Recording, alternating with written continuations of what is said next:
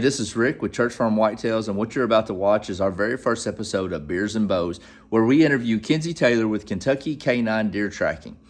Now, this episode has some technical difficulties. It is our first episode, and we hope to just continuously get better as we go on. But you're not going to want to miss this. There's a lot of good information and some good conversation. So stay tuned and hope you enjoy. We are live with Kenzie Taylor with Kentucky K9 Deer Tracking. I'm Rick, and this is Troy. And obviously this is Kenzie, and this is Leva. I call her Leve, and she corrected me right off. I guess it's my accent and the way I pronounce things. I always say Leve, and it's Leva. So we'll just go ahead and just dive into it. So we're live again. So something happened and kicked off. But so we'll just kind of do a recap. And now we're going to publish this on our YouTube channel, our Facebook post. Yeah. So you'll be able to see everything. We apologize for that for some reason. This is our actual first sit-down interview, so we're still working through all the kinks and all that good stuff. So we'll just pick up to where we kind of left off. We were talking about tracking and what deer do when they're pressured under tracking. You were talking about the J hook, how they'll go up so far and then they'll kind of come back and they'll lay to where the wind is blowing in front of them or in their face or however it is. Yeah. And you can kind of explain that, and we'll just yes, so what they'll do is if a deer's not injured, because depending on the hit, depends on when you start your track to try to find the deer.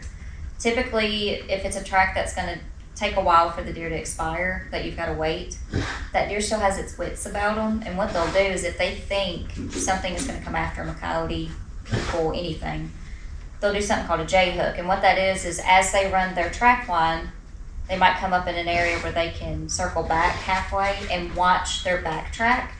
But then the wind could be blowing from behind them to them, so it's kind of like they got eyes in the back of their head with their nose. So they can smell from what's coming from behind them. Yep, in case something tries to come up on them somehow, and then with their eyes they can watch their line. And if something or someone is coming up through there, they can leave out the back door. So when you get called from a hunter, let's just take me for example. When is the best time I hunted a deer? What does a hunter need to do? Never commit to. When does I just fell in love with this rag? I probably should let him go on the first initial phone call. But what you say to that hunter, and what you recommend? And that's another thing that we can get into. Later on. It doesn't matter. You don't have to shoot the biggest deer. If it makes you happy, that's what hunting's all about. Like your last resort at times. What most hunters need to do is try to get an idea of remembering where you hit the deer. Knowing where you hit the deer and most likely what you hit, if you got organs of some sort, that depends on your wait time before you yourself even go look for it. Because you may go in an area and say, well, I never jumped the deer, but that deer could have saw you, stood up and walked away. You never saw it. I mean, it happens all the time. That's when we come in. My favorite thing is, you see these stories that hunters will be like, man, we tracked all night long, we couldn't find nothing. Yeah. And then you bring in another team or a fresh set of eyes and you find the deer 50 or 20 yards from where you walk past it. You know? So let's say we've got a good gut shot or a liver shot. What is the time frame that you recommend that you wait before you start tracking that deer? If you're not going to call in a track, right? You get up to it, you've got good blood. Mm-hmm. What is that time frame you suggest for hunters to wait on? For most people, for most hunters, it depends. On a liver hit, anything behind the diaphragm, we'll start there. On a liver hit, 6 to 9 hour wait. Depends on how good you get the liver. Stomach hit, personally, I give that 8 to 10 hours. These are all, you gotta wait so long because it's slow death, unfortunately. Right. And letting the deer pass away before you go look for it is the best thing you can do in reality. Intestines, at the very earliest, a minimum of 12 hours. So let's talk about intestines, and I've seen a lot of YouTube videos, a lot of podcasts. Is intestines a fatal wound? Most of the time, yes. I'm not going to say yes all the time because that's not the truth. Okay. Oh, sorry. There's Leva. Everybody got to see Leva right off the bat. So, that's the best thing about this live unfiltered. You got a first-hand look at the tracking dog herself. So we're a little crooked now. So let's get this fixed. So we'll just continue on.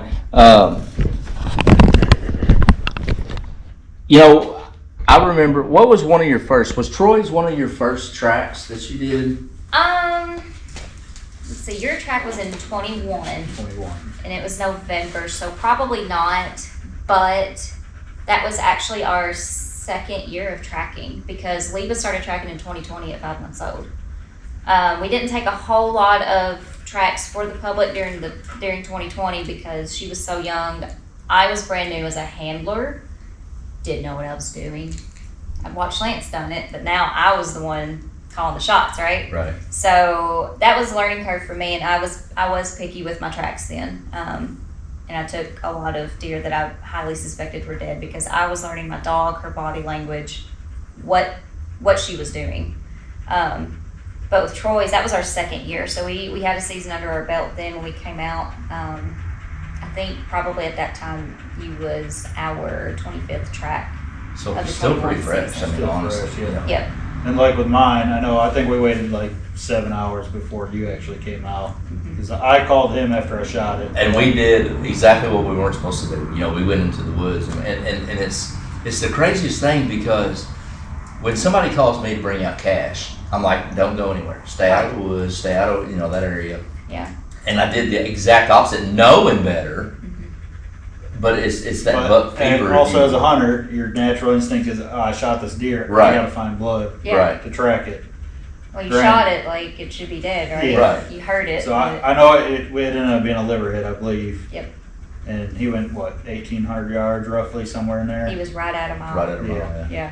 Yeah. And I think we tracked it into the woods, and once we couldn't find blood, I said, look. We marked it, and then. And I think you said, hey, call Lance. Lance was busy. Yep. We found your number. called And you. yeah, Lance gave us Kenzie's number, and that's Yeah. how we got in contact with you. Yeah. And it's crazy. Your deer went like a mile, and I think Yours- on the track was almost 2 miles from my deer. Almost, yeah, It was because right we at came in and we did a mile, Yeah. but you had done like 700, maybe 800 Yeah. yards Yeah, yourself. so it was over a mile. Yeah. And that blows my mind because we'll go into my track, and I tracked it up to a cemetery, and then Yeah. I couldn't find any blood. I was There like, I was- don't even know. I think maybe some coyotes pushed it because I hadn't heard coyotes that night, and one little bitty drop on a rock, Yep. one drop led us through the cemetery, across a main highway, over a pasture field to where a bull was just, we didn't know. Like Kenzie said, I don't know if we were going to make it out alive or not. It's like, But, please don't come over here. And that's the thing that I think you stressed, and Lance also stressed, is how many properties do you think is in between you and where your deer shot?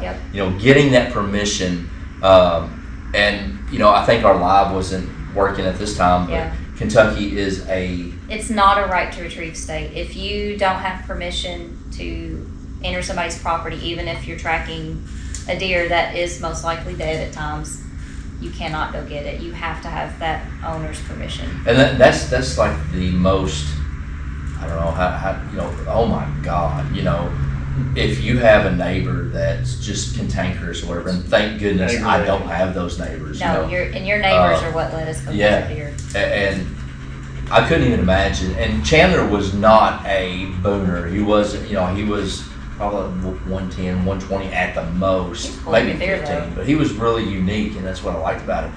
And I always hate losing a deer because, one, do they suffer? Even as hunters, as an ethical hunter, that should be you should be able to practice, or you should be able to put that deer down within 100 yards. Deer are some of the most amazing animals. Well, and too, real quick though, a lot of times, even when you do everything right, something could still happen. That deer could, all of a sudden, the wind could shift as your arrow is about to be released, and as soon as you release it shifts, he bucks and turns, and anything can happen. And that was the thing. I was listening to a podcast of small town hunters, Yeah. or small town hunts, and they were talking about the deer in Mississippi that when they were shooting targets, their aim point is so low because those deer flinch so much They're fast. that you have to aim low. Like you're almost aiming at the brisket area to kill these Mississippi deer. They Kentucky, fall into and that. they were joking about it. Kentucky is like, they're not worried about it. You throw out some corn and hear that, they almost come to your feet. It's a really good podcast to listen to. and I'm not in any way associated with them, but I really like listening to the podcast. But in my instance, both times, I spent the spring trimming limbs and thinking I have clear shooting paths. And by the time that season came along, I neglected to go back, climb, and make sure they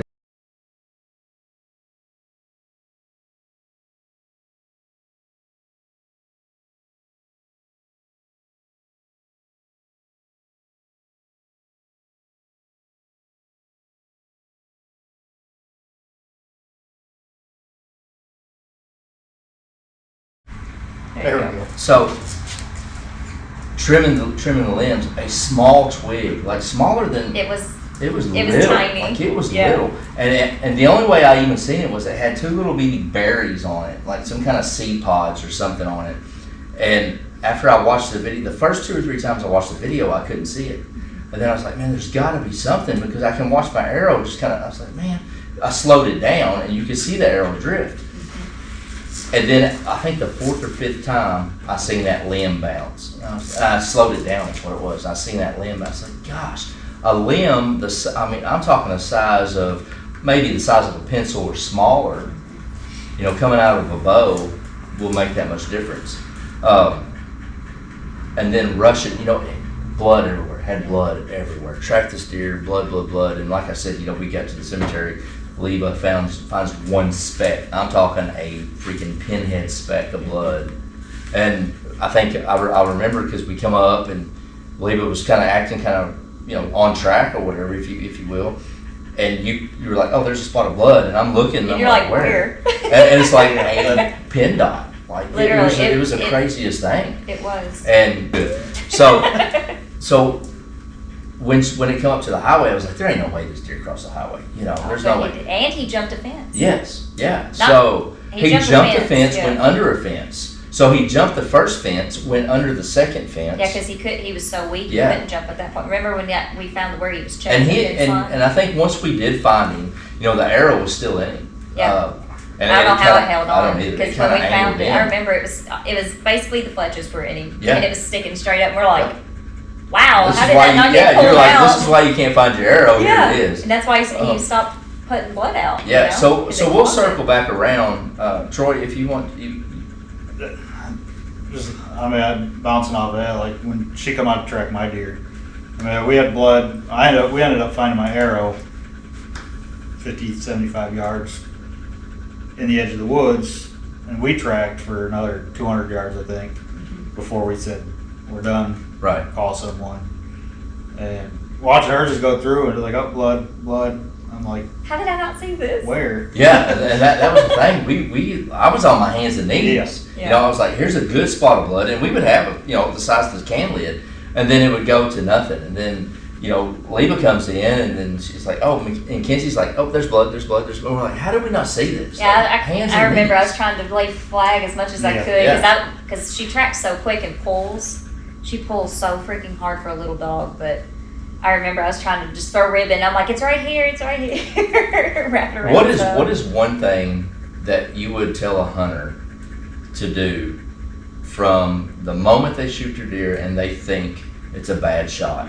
What is something that you would recommend them doing right off the bat? As soon as they shoot and they realize that arrow is not about to hit where it's supposed to, that split second, you're like, oh no. Try to watch where it hits, but then also too the deer's reaction. Did he run a short ways, stop, and walk off? Did he hunch up before he walked off? Did he just haul? Did he take off, running, stop? Did he blow? Like, just that initial reaction after the shot is a good way for hunters to think about, what do I do now? So, with that reaction, what would be a reaction that would warrant a hunter getting down and immediately tracking the deer, or a hunter getting down and waiting a period of time? And people, I get calls all the time. It's like, I smoked him. I just know I did. And I'm like, then why are you calling me? Right. And they're like, oh, you've got a good point. And I'm like, because the reality of it is that even if you shoot that deer and you watch him run and die, give him an hour. I don't care if he went 50 yards and you see him laying there, wait an hour, watch him. You just never know. No, we were talking about how long to wait before a shot. Just some, what can a hunter do to help improve the odds of you and Leva finding that deer? You know, If a tracker has to come out, yeah. Something I would like hunters to do when they get down from their stand. Obviously, you're going to go look at the spot where you just shot it, right? You're going to get to that spot. You're going to look for blood. If you find blood, it sounds silly because it's the hit site. You know where he was standing. Drop a marker of some sort. A friend of mine, she uses toilet paper because you know when it rains, it melts and goes away or whatever. Anyway, just flag it, and if you see the blood trail, a lot of people don't realize it, but they'll walk right on top of it. Walk beside it. You know, just stand right to the side of it and go along as you follow. Anything you think might be important, drop a flag down of some sort. Mark it on your phone too. It's marking it on your phone's okay with things like Onyx. I use it to track, right. But it's good to have a visual marker as well. This will get you close, but maybe not exact. And by the time you leave and come back and it's darker, sometimes you get turned around. And speaking of Onyx, you know, and I think you're kind of involved with Onyx. Oh yeah, so yeah, we both use Onyx, and I just want to take this time. You know, we're involved with black-wooded deer lures. Phenomenal. Like, I've used everything you can think of. I think Troy's used it too. But this stuff has probably been the best stuff that we've ever used.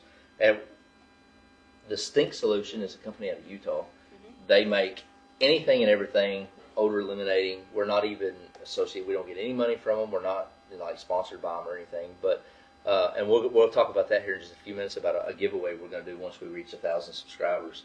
And the Stink Solutions actually kind of donated some stuff that we're going to be giving away. We're going to throw in some black-wooded deer lure and several other items for. We'll do a live drawing, and hopefully we get our live issues figured out by then. But Onyx, you know, there's maybe, right? There's so many different mapping tools. You know, you got DeerCast, you got Onyx, you've got HuntWise, and I've used some of those, but for some reason I keep coming back to Onyx, and I don't know why. I just think it's just the simplicity and the ease of use. That's why I originally fell in love with it. With that being said, when you actually, what happens when Leva doesn't find that deer? What do you do? So in the human search and rescue world, tracking world, we do what's called a negative find, right? If I've actually had to pull cash off of a track because that director or whoever's in charge is like, we're done, we're not doing anything else. And he cried all the way back because I knew as a handler and he knew as a tracking dog that he was on that scent. And you wanted to keep you learn how to read your dogs, yeah. right? You know when your dog is jacking around and you know when they're on a scent. And I told the deputy sheriff, who is actually our sheriff now, that he's on the scent. He knows where this kid is. But at the time, the person in charge was like, nah, we're done. You know, we'll move on.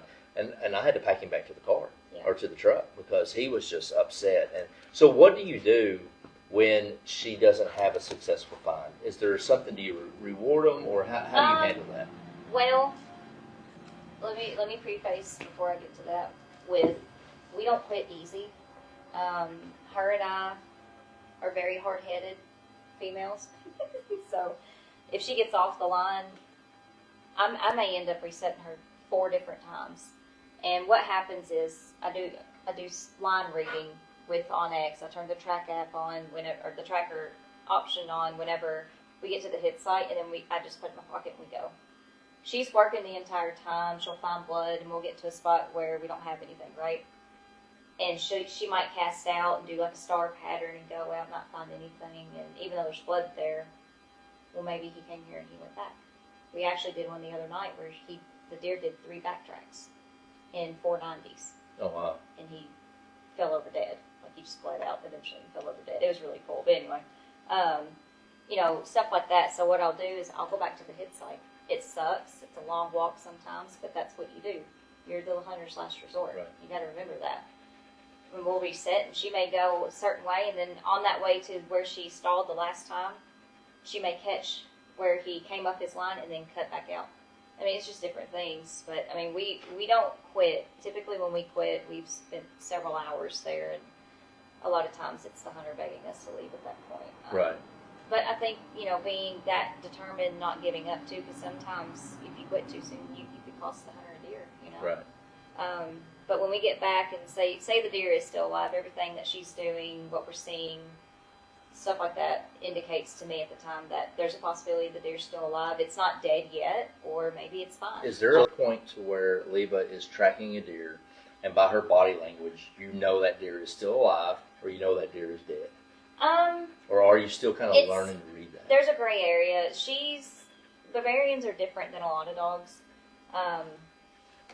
Like bloodhounds are known for tracking very slowly, methodically. They'll flip over and smell every blade of grass. Right. These dogs don't do that. They're like 0 or 100. It seems for a lot of people that I know that have them too. She will work, and she'll reset herself. Like she's light years ahead of me, and she always will be as the dog. But she's the type, though, if she's struggling on the line and she gets to a point where she's like, there's nothing here, she'll just turn around, sit, and look at me. And that's her way of quitting. I'll encourage her to keep trying. I'm like, let's go check over here. And wherever I point to, she'll redirect and go over there. Like, she's willing to work, but there does come a point sometimes she will not work. And she's like, this is pointless. You've got to really pay attention to your dogs. And Gary even talks about that with his dog Diesel on his body language. And he said, in the beginning he was like, I don't know, man, my dog's doing something stupid or whatever.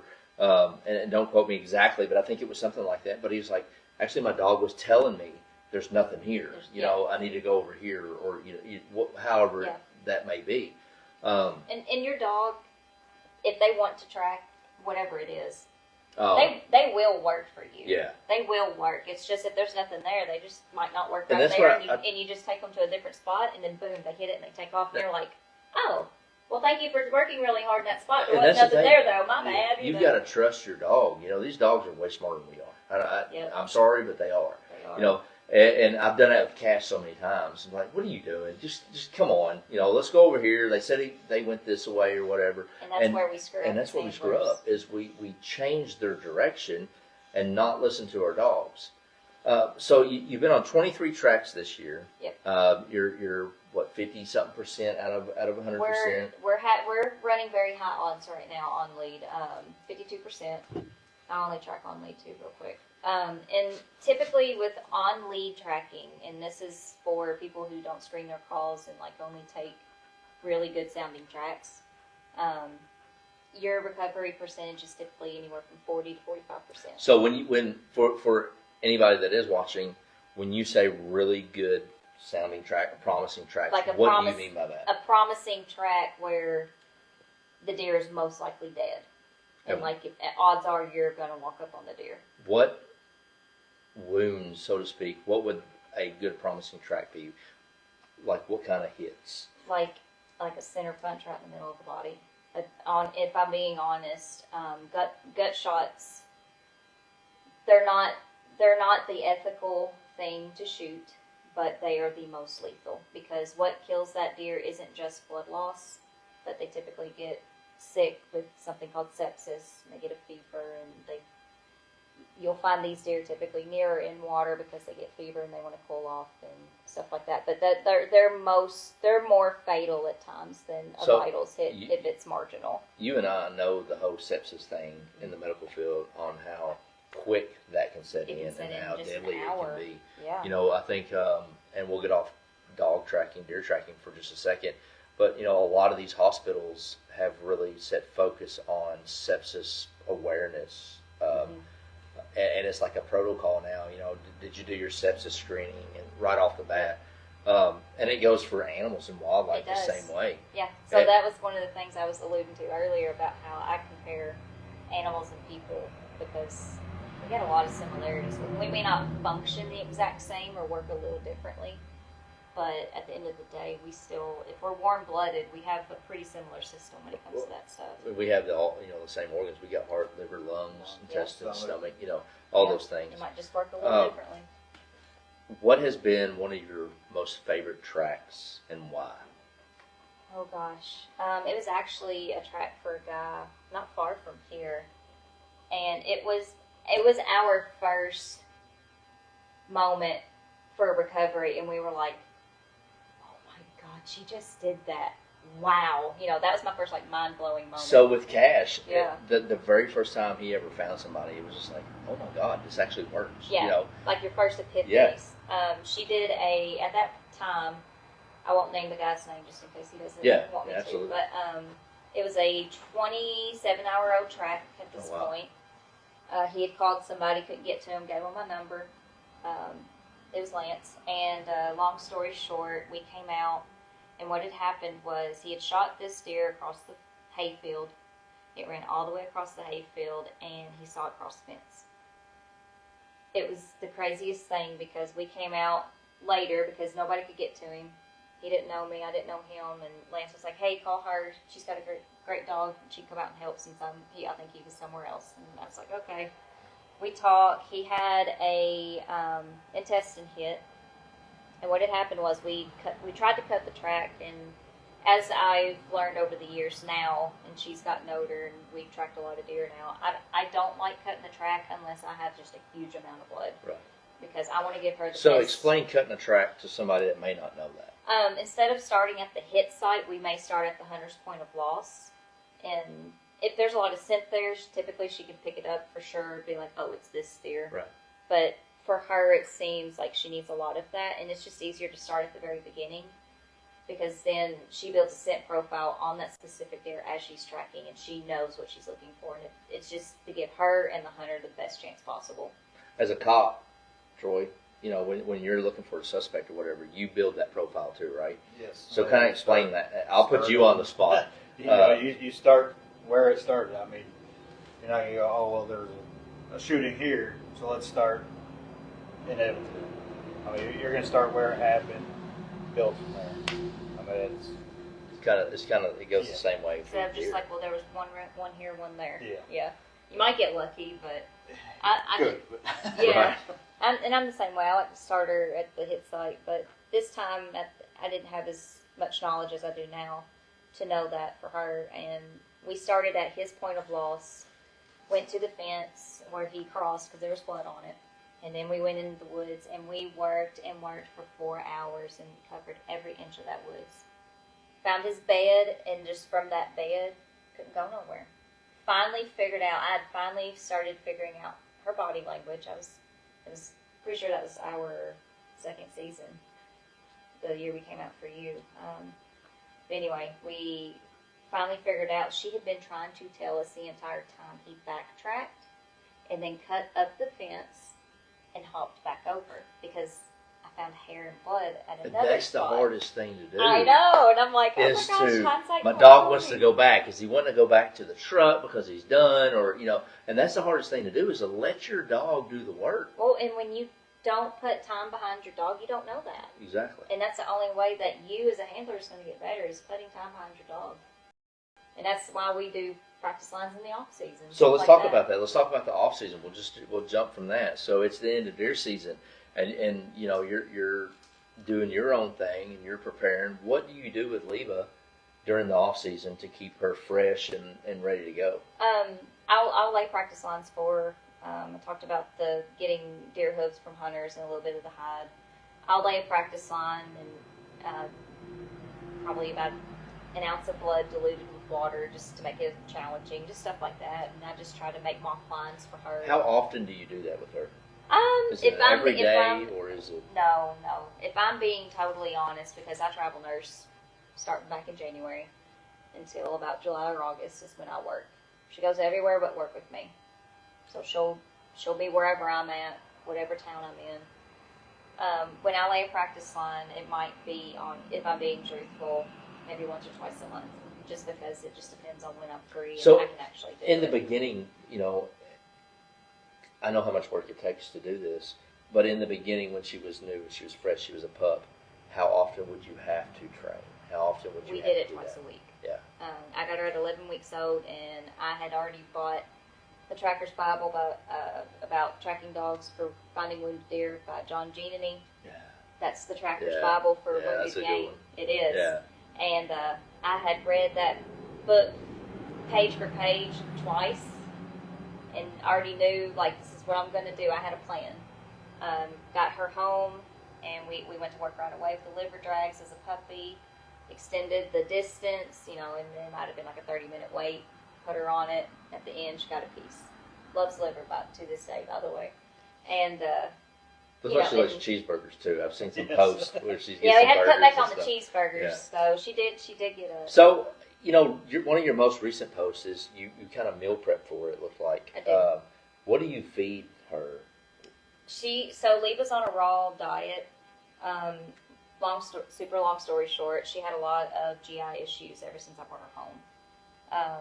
I actually didn't have the kibble that she was on originally with her litter mates and stuff, so it was hard for me to find. And then I went through for 3 years. She's 4.5 now, but for 3 years, it's been a battle with her stomach issues. And come to find out, she's allergic to a lot of things. And I did a test on her, Yeah. and figured out what proteins she was allergic to, and I avoid them all now. But she's on a raw diet. She has a ground venison, mostly is her protein, and then whatever vegetables that she's How not bad would it allergic suck to. if she was allergic to venison?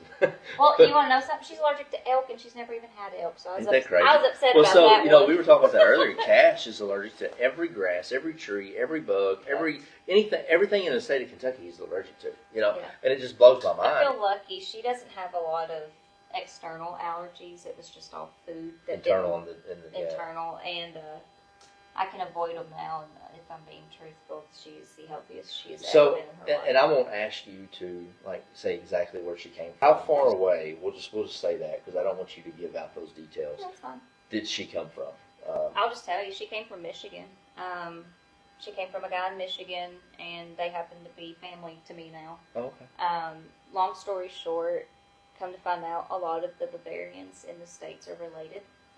They share a lot of the same genetics, to the point that a lot of them carry the issue of Addison's.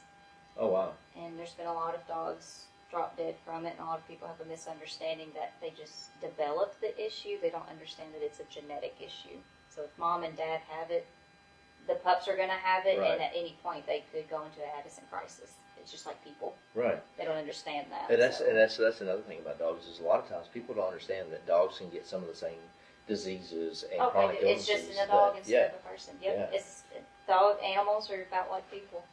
So, but that's why, unfortunately, I will never breed her, because Yeah. most likely there's no genetic testing available for this breed, and most likely she carries it because she's part of that line, and it sucks, but you can't just be selfish. So when you decide to retire her, when that day comes, do you plan on getting another dog? I will do Are you going to some very same breed, extensive- or are you going to Oh, yeah. do a lot of research, or what are you going to do on that? Bavarian for life. Yeah. Yeah. I've had dogs all my life. I've had pets all my life. When you work with a dog like this, she's very intelligent. That sounds like every other dog owner, but when you work with this breed, you can't let them go. Once you finally figure them out, Yeah. you just realize fully what you've got. And not really name dropping, but Gary with Diesel, the tracking dog, that he kind of says the same thing. He's like, once you get one of these dogs, you'll never want anything else. And If you put the time in to fully understand your dog, you won't look so that's back. like I'm a bloodhound guy. I love bloodhounds for everything. Even deer tracking, human tracking, and it's just that growing up. It's the whole cool hand loop thing. And like with me, I can't quit when it's Leva's time to go or retire or whatever. I can't quit tracking. Yeah. She's the whole reason I'm where I'm at now. Yeah. So how often do you get to hunt since you're tracking? It's Let's pretty get into much that. on it. If I have a deer to hunt, I will try to hunt. I don't have one this year. But if I'm being honest, it's non-existent. So far, I don't have a deer to hunt right now anyway, but if I get to hunt, great. But 9 times out of 10, if I've got the right wind and I get a phone call, I'm going on track. Yeah. I that's think I love it more than deer hunting Well, and that's now. the thing. I enjoy seeing, like Troy or, your friends kill those deer and getting that call, hey, can you come help me find this deer? Oh yeah, who You know, isn't amped up that's to so help much, somebody, right? to me, that's just Yeah. as much fun as, now don't get me wrong, I'd love to kill me a big 200-inch, 180-inch deer. But, if Troy I'm in the stand and Troy calls and says, I shot a big one, I'm coming down out of the stand, I don't care. If I see the deer 200 yards away, I'm coming. He'll be there tomorrow, Yeah. unless somebody else kills him. And if they do, that's part of hunting. It is. And it's the same way with tracking. In the beginning when I first started tracking, I took every single call. Runaways are one of those iffy things. 9 times out of 10 they come back, right? So I'd be like, I'm coming. I'm coming. Like a shoulder shot. Yeah, exactly. Yeah, the shoulder shot. Most You go likely into the they'll come shoulder back, shot, and but- you go into that what is that called? That zone, that no man's land That doesn't does exist. not exist, but people think it exists. I think they think it exists because there's nothing vital there, and they don't realize that there's really not a gap. It's just a lot of muscle and bone. So how do you feel about a hunter that calls you and says, "Hey, this deer was facing me. I done a frontal shot." Is it kind of like the shoulder shot? I'll be You totally honest. If a hunter calls me and said I took a frontal shot, first thing I do is I'm like, oh gosh, no, why? Yeah. And sometimes they're like, well, that's the only shot I had. And the truth of this matter, I think, is at times is they get excited and then they start to panic, thinking, is he about to bolt? Yeah. I mean, because I've thought that before. I've been there, and it happens, and that's how So you let me live and ask you- learn. But I mean, on that kind of a hit, I actually had a guy who was crossbow hunting this year, and he took a shot. It went in front of the left leg, right here in front of the chest, and it exited right behind this. He got lucky. His bolt and rage broadhead, because he shoot expandable, and an expandable 2.5 inch. saved his deer because he got lucky, and it did go inside the chest cavity. He nicked the very bottom of the heart, the apex of the heart. He nicked it, and that's what killed that deer. That's that deer. I said that he did 3 backtracks and 4 90s, and we found So you're it. talking about I could just show you a picture. quarter of an He inch. nicked the very bottom, and as that, it's a muscle, so Right. it keeps working. It kept pumping blood out, and finally he pumped enough out, he died. and that's something that I think that people, hunters especially need to do is just, I've looked at the anatomy of deer and, being in the medical field and, the heart, you learn where these organs are on a human to be able to work on that human, whether it's To fix CPR, it, yeah. whatever it is you do. We don't do as much as a nurse or a doctor would in the field, Still, you but gotta know, but though. we still got to know, you don't want to be pressed on somebody's foot trying to do CPR. You need to know the Where you're basics. supposed to. Yeah. It's all about the basics, right? Yep. So you need to know how the heart works, where the heart's located, lungs, liver, stomach, those things are there. And it just kind of baffles me. I was just talking to somebody the other day that literally thinks for the longest time, they don't now, but until they were 20-something years old and they went into the medical field, they thought the heart was in the stomach because you could feel your heartbeat in the stomach. Yeah. And I'm That's like, the abdominal area. and they were pretty much young adults that Yeah. believed that, Well, I mean, and if So, you don't know, you don't know. You don't know, and that's the thing about that. I don't run into a lot of people that are new to hunting, but when I do, that's one thing. Listen, pull up a diagram of your deer. Yep. Yep. Look at these deer, study these deer, because a deer in a tree stand is different from a deer on the ground. Yeah, their vital organs in the same, but your arrows are not going to go in the same Yeah, place. if you're aiming for the heart at a 45-degree angle, you're gonna hit Totally maybe different one spot. lung Yeah. and go under the heart. If you're, Right. if you're lucky, Yeah. you'll get Yeah. one. Yeah, one, and then yeah. so like I aim for the exit. Yes. Yeah. Aim for the exit Yeah. because that's gonna be your best chance of actually getting the hitting Getting the goods. where you want to.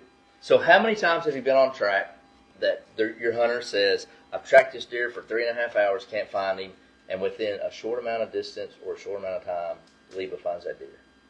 A lot. In fact, I'll tell you, last year we got called out to come and track, and a guy's fiance had shot the deer like 3 times, and she hit it all 3 times, but there was no blood they could find. And he's like, I know where you're standing. He's by this pole in the field. I was like, okay. I kid you not. We get there. We come in the backside. The wind's blowing from right to left. We come in the backside of the field because they were on this side. We come in this way, 'cause it was just easier at the time, and we get to the pole, and he's like, he was standing right here, and I know he went that way, and I've looked all over these woods and can't find it. I was like, okay. Get to where he thought the deer was, he was right. It was right in that spot. Lebo walks on, and I tell her, okay, find it. And that's kind of her command to start searching. It took her 12 seconds. That's so far. Hey, it has been her fastest recovery to date, and I laughed. I have a GoPro on. I had it on video, and I haven't published it yet. You need to publish that. I know. That's gonna be good. She took off. She gets to, there's a ditch. It's not a deep ditch. It's probably about this deep, but she gets to a ditch, hops across it, and then she's doing her head like this because it's up above the ditch in the air, and she's winding it, and then she just takes a few steps, and she's like hard looking, and I look, and I'm like, there's a deer. And all you can hear in the background is he's like, no freaking way. And I'm like, yeah, they're right here's a deer. And we just bust out laughing. Like not even calling a dog. Yeah, he didn't even see it go in the ditch, and the ditch isn't even in the woods. But where he took off running, he thought, and I don't know if there's another deer or what, he thought he saw the deer go in the woods, and it didn't. It got to the ditch and got in the ditch, I guess, and then that was it. Didn't have the energy to get out. Yeah, she smoked him. And that's what Troy, Troy shot this doe at the beginning of the year, and I'll let him tell the story. But yeah, I mean, I shot it. I questioned my shot, questioned it. He had sent me the video, great shot. And I was like, dude, that looks like a great shot. Yeah. I aimed for the exit. I hit damn near the backstrap. Yeah. And I mean, I smoked her. I mean, and new setup this year, fixed broadheads. Yeah. Different arrows, different weights. Whole nother story. Shot her, no blood. And I looked for probably an hour. I mean, I seen which way she ran. She's on camera going that way. Never found blood. Brought my stuff to the truck. And she was 75 yards from where I shot her. I mean, and she was like, what, 10, 15, 20 yards from your truck or something? She was trying to get in the truck before you got there. So I would have opened the tailgate if I would have known that. But, right? But, it's crazy.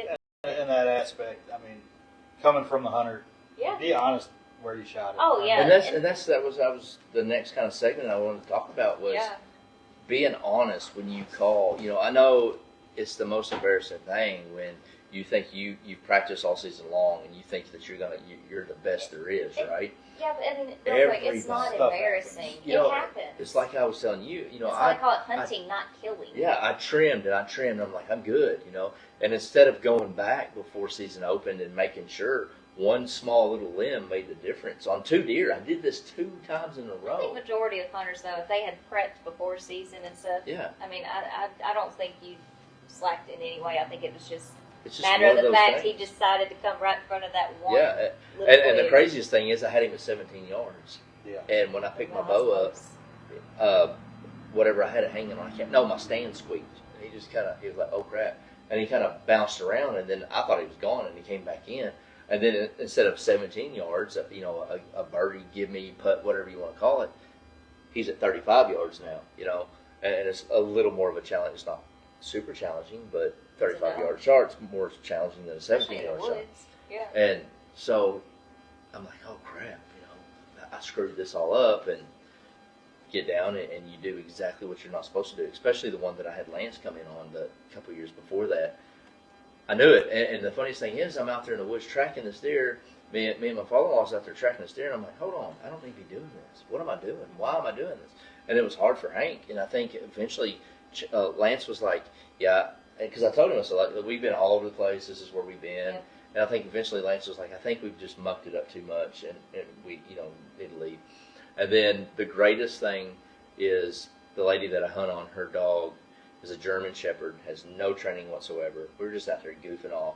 And actually I started looking for buzzards because I knew that this deer was going to be dead, right? I knew it was a freaking half of his guts were just gone. And so I'd come home one day and I seen buzzards. And I was like, that's going to be my deer. I know it is. So we go up there and I'm like, hey, and she's like, well, let's bring Jenny. That was her German Shepherd.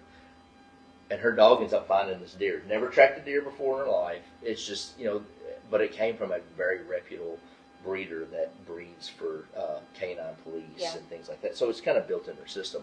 Dogs are natural trackers anyway, she wanted right? to work, though. And she ended up finding that deer for me.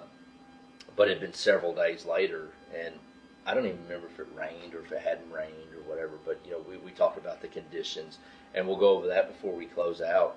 What's the best conditions to call, when to back out, what to do and what not to do. So we'll go ahead and go over that before we kind of end up here. When do you call the tracker? What do you do after your shot? And what's the best thing to do while prepping for deer season? Yeah. So we'll just kind of go over that.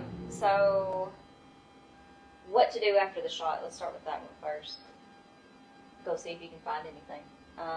If you know where you hit the deer, I think wait time is a big one for hunters, and a lot of the times, honestly, if they would adhere to those wait times, they wouldn't even need a tracker if it's a fatal hit. But also to, go look at the hit site, see if you can find anything, mark it with a flag. Don't pursue it yet. When a deer dies, you've got 3 hours before that meat starts to spoil. And a lot of hunters, what about the meat? What about the coyotes? Right.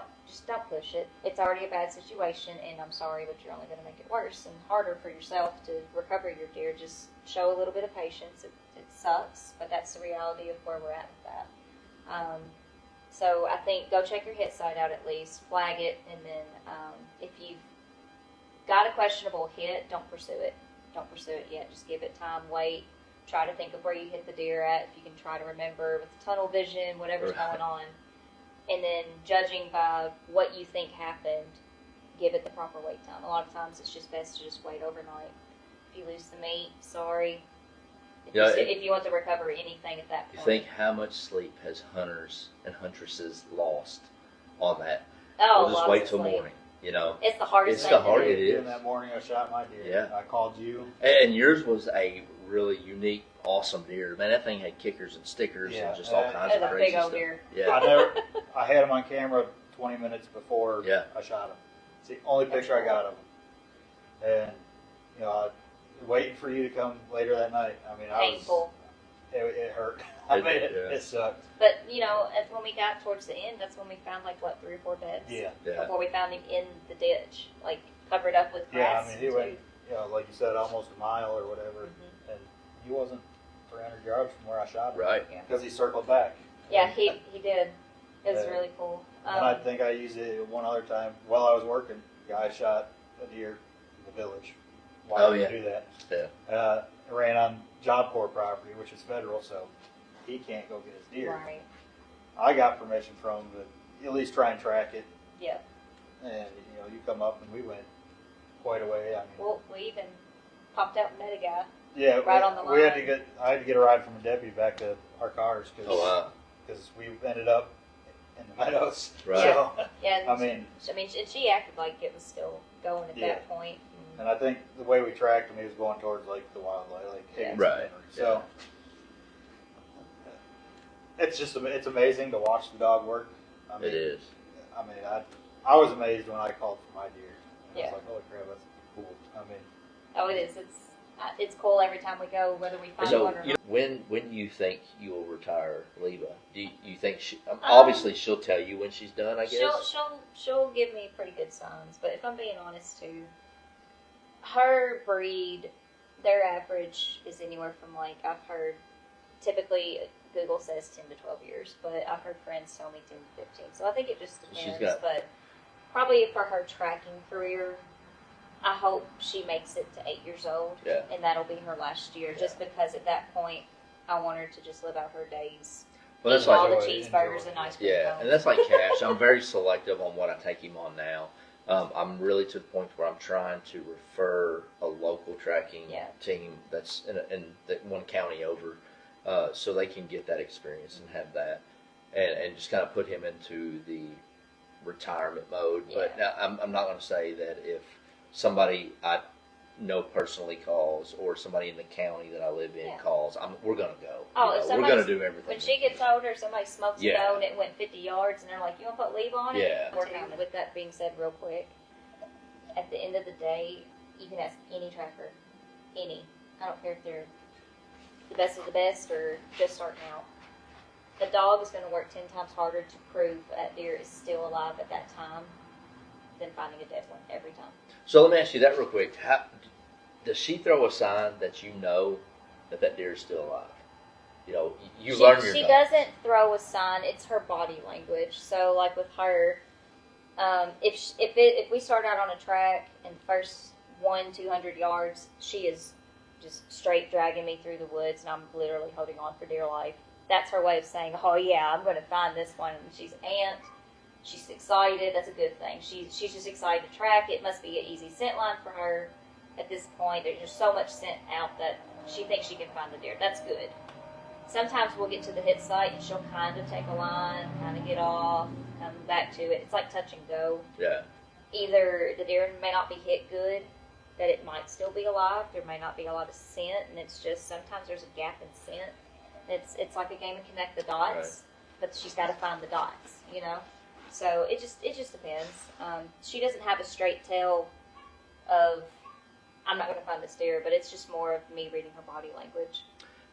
So how far would you travel, and this is for anybody that watches this, how far would you travel to go track a deer? If I take off to do this 24/7 during deer season. I usually quit when January rolls around because our season goes into the second week of January, but I go back to work as a travel nurse. I'll go anywhere as long as I've got time. If I've got the time to come to you and you call, I've had several calls this season from Eastern Kentucky, and I'm on a track, it'll be 5 hours, stuff like that, and a lot of the time they'll be like, well, that's just too far, and I'm like, well, I do this, it's fine, Right. and a lot of times they'll, they just feel like it's just too much of a burden. Find somebody else. Or, But that's why I take off this time of What, year to be available. What is your farthest track? The drove to, No, like that she's tracked and recovered. probably y'all's, honestly, where the deer just. That's how bad we and suck. No, just not. And what I mean by that is like a lot of the times we will cover more miles than what the deer actually went. So like I did a track yesterday. We covered 4 miles for one hunter. But the reality of his track was the deer's most likely still alive, and we actually went in to back up another tracker. And Leva was acting like it was a hard line because once she lost blood, she had nothing else to work with. Right. And we covered 4 miles after we lost it after 200 yards. oh, wow. So, and he also had a drone operator in there too, because you can do that in Kentucky. And I told him, I was like, look, you had a lot of coverage by air and by land, and you had 2 different dogs in here. Odds are it's still alive. So we'll just close out. We'll put all your information in the links. We'll make sure everybody knows to call you. Thank you. She does it 24/7. She'll go. One thing we haven't touched on. Do you charge? What is your fees? Do you charge? Do you take donations? How do you work that? Because I know a lot of times, not everybody has the money to pay somebody They to come don't. in and track, right? They don't. So how do you handle that? I do charge, and this is just how I operate. So every tracker is different. And as a hunter, when you call, that's one of the things that you should definitely ask is, what do you charge, or do you charge? Me personally, if right now, it depends on what month it is. As we get closer to rut, call volume goes up. So for me, during the month of September, if you're within an hour of me, it's $200 to come out and work, and that's flat. I don't charge a recovery fee. I don't do anything like that. I don't charge for travel. It's $200 flat. And I'm ready to be there 12 seconds Right. or 6 hours. Right. I'm gonna put the time in as if it was my deer. And then October, November, it's $300 flat for me. And then back in December, it's back to $200. And if it's over an hour away, it might depend. It just and I'll talk with anybody. It Right. doesn't matter. A lot of times if I get somewhere and they're like, sometimes, and this is, I don't know how else to say it, but you can tell that that's probably all they bought. Yeah. I might charge them gas money. Yeah. You're there to help. I don't do this to make a living. I do this because I love it, and I just like to. The money I get, literally, she has her own checking account. It's her money. Right. God forbid, but I couldn't tell you how many times I've had a deer turn and charge at us. Right. If she ever gets hurt, that's what that money's for. buys her food, other things, whatever she needs to Right. track and work it. But if something ever happens, Cheeseburgers, ice Looks cream. like she needs Yes. a comfy bed right now. Right. That's about well, she's where good I'm at. now. But that's what the money goes towards. I don't keep any of it. Anything she needs to help her tracking, her equipment, her food, anything. That's where all that money goes, and it just sits there because if something happens to her on a track, all I got to do is show Yeah. up somewhere and say, "Fix my dog." Yeah, vet bills are not cheap. No, they're not. But also, too, real quick, before I forget, I track free for veterans, kids, emergency personnel, responders. If I have to travel very far, I'll probably at least ask for gas money. coverage. Right, yeah, but absolutely. I track free for them because there's no other way I can thank selfless people that do stuff and put themselves in danger and help others, and even our veterans that go off to wars because of people like that we can have these opportunities to do these things in our country. And then kids are our future. Yeah, For absolutely. hunting, tracking, no matter what. Anyway, so we'll just go ahead and close it out. I know we've had some technical issues. This is our first actual sit-down interview. Our channel's new. We're going to be growing. Hopefully, we've got several interviews lined up with several different people. Some really cool stuff. Frenchie, Shannon French from Panama City. He's a firefighter, runs Lids for Kids. We're hoping to get Cree Adair with Big Mouth Game Calls. We may have to do like a Skype, Zoom type interview with him because of the distances where he's at. Be really interesting to see how he got started on making his calls. We're going to talk to Lance Brantley, Bridge Boys Outdoors. We're looking at several different. We're hoping to get Nick or Trevor from Run and Arrow, a group that we're kind of connected with. I'm pro staff with. I think Troy's still field staff and needs to move up to pro staff. But we're going to get them on here. It's not much. Our focus is to really, our channel is to talk about budget hunting. For the people who don't have that money to go out and buy a brand new bow every year, can't buy that nice Sitka camo or, whatever it is. That's our goal. We're not really in the market for posting hunting videos. We're going to post some of ours on there. Most of mine are going to be on the Run and Arrow YouTube channel. Make sure you check out Black Widow Deer Lures. We'll post those links. The Stink Solution. They make the odor eliminating spray. They're in Utah, American company. We're really proud to be kind of connecting up with them. We're not sponsored by any of these companies, but we are friends, and they've actually, Stink Solutions actually gave us some stuff to give away. We're going to be doing a giveaway at 1,000 subscribers on our Facebook, YouTube. Whichever account hits 1,000 subscribers first is when we're going to do that giveaway. We're going to give away some Stink Solution, some Black Widow Deer Lure. We'll probably have some hats and shirts, all kinds of stuff from some other companies we're going to reach out to. Check out Tidewee. We're part of Tidewee Camouflage, that outdoor spec with Run and Arrow. Treason is my favorite camouflage. I'm sorry, love some Treason. Love Treason. I was on their field staff, but a lot of my hunting videos, sometimes I'll wear something else. And when you're a part of these groups, you have to wear their stuff or whatever. And there's times that I'll let my boys wear my Treason stuff, and I've got to wear something else. So I kind of, not that I don't support them, because I love my bow is in Treason camouflage. Like, I love. Yeah, it's in Athens. God rest their soul. They just went out of business this past year. Like, devastating. I've shot in Athens since 2012. I bought my Athens Recluse in 2012, and I just bought this bow last year. I've used the same bow since 2012.